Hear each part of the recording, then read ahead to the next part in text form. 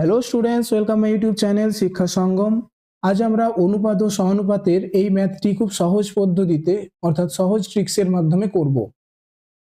দেখো, অঙ্কটি রয়েছে 2430 টাকা এক্স ওয়াই এবং জেড এর মধ্যে এমনভাবে ভাগ করা হলো যাতে তাদের প্রাপ্ত অংশ থেকে যথাক্রমে 5 টাকা, 10 টাকা এবং 15 টাকা কমালে অবশিষ্ট টাকার অনুপাত 3:4:5 হবে এবং এক্স কত টাকা পাবে এটা আমাদের নির্ণয় করতে হবে। তাহলে দেখো, এক্স ওয়াই এর মধ্যে এক্স ওয়াই জেড এর মধ্যে কত টাকা ভাগ করা হচ্ছে? 2430 টাকা, এবং প্রত্যেকের কাছ থেকে অর্থাৎ এক্স এর কাছ থেকে 5 টাকা, ওয়াই এর কাছ থেকে 10 টাকা এবং জেড এর কাছ থেকে 15 টাকা কমানো হচ্ছে। তাহলে মোট টাকা থেকে আমরা এইটা বিয়োগ করে দেবো, অর্থাৎ এই 5 টাকা প্লাস 10 টাকা প্লাস 15 টাকা সমান হচ্ছে 30 টাকা। 30 টাকা বিয়োগ করে নিলে কত আসছে? 2400 টাকা।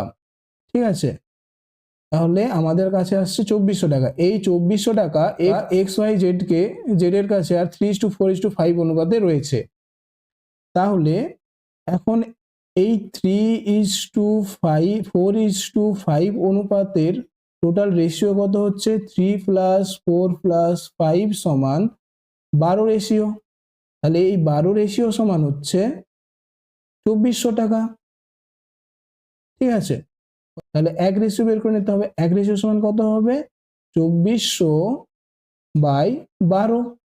তাহলে এইটা কাটলে কত হচ্ছে? 12 দুগুণে 24 আর দুটো শূন্য মানে 200।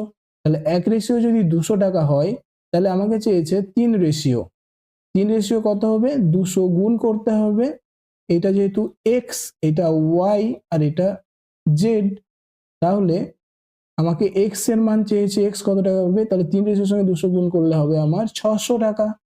কিন্তু আমার কি অ্যান্সার 600 টাকা হবে? আমার অ্যান্সার 600 টাকা হবে না, কারণ এইখানে এক্স এর থেকে 5 টাকা কমানো হয়েছিল। তাহলে আমাকে আরো 5 টাকা যুক্ত করতে হবে 600-র সঙ্গে। তাহলে 600 + 5 সমান 605 টাকা। তাহলে রাইট অ্যান্সার হবে অপশন বি, 605 টাকা। তো এরকম ভিডিও পাওয়ার জন্য এবং তোমরা চ্যানেলটিকে সাবস্ক্রাইব করো এবং ভিডিওটি ভালো লেগে থাকলে লাইক করো।